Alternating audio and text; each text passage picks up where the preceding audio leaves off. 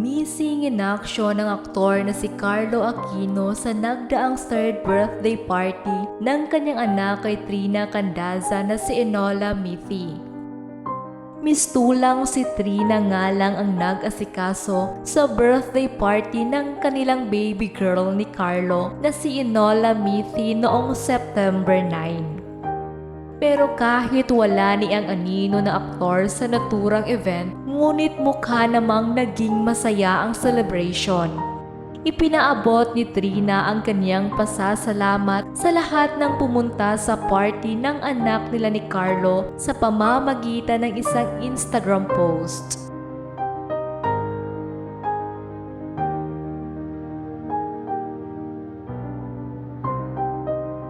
Present ang pamilya at mga kaibigan ng model vlogger sa nasabing celebration. Samantala noong September 13 ay ipinost ni Carlo sa kanyang TikTok page ang kuha niyang video clip kasama ang girlfriend nito na si Charlie Dizon. Makikita sa unang bahagi ng video ang pag-capture ni Carlo sa sunset sa tabing dagat. Sumunod na nga rito ang paglipat niya ng camera sa GF na si Charlie habang nagtatali ng buhok at nakasuot ng dress. Ayon nga sa mga netizens na nakapanood sa naturang video clip, ang pagpunta raw sa beach ng dalawa ang dahilan kung bakit hindi nakadalo si Carlo sa 3rd birthday celebration ng anak nila ni Trina.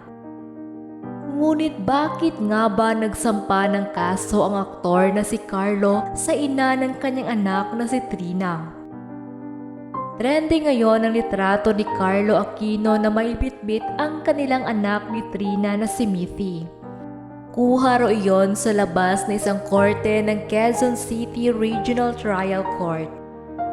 Kamakailan nga lang ay pumutok ang balitang pagsasampa ng aktor na si Carlo ng kaso laban kay Trina Candaza para sa visitation rights sa anak nilang si Mithi.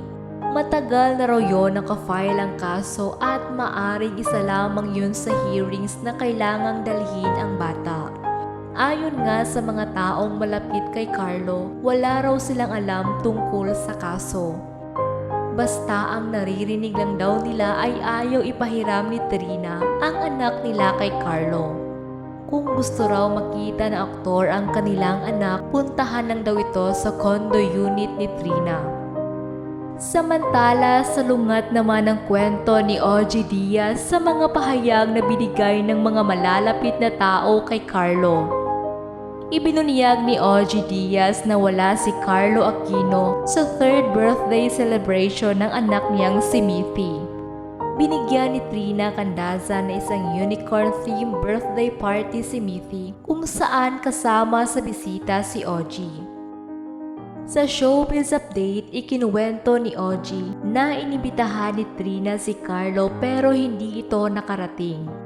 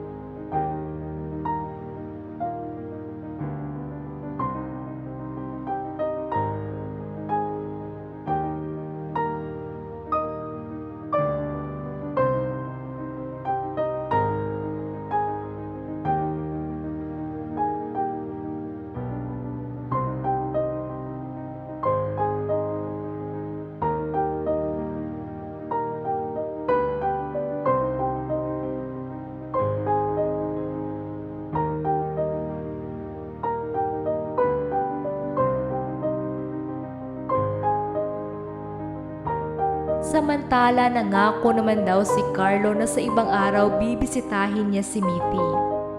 Sa ngayon ay wala pang inilalabas na pahayag sina Carlo at Trina tungkol sa issue na ito.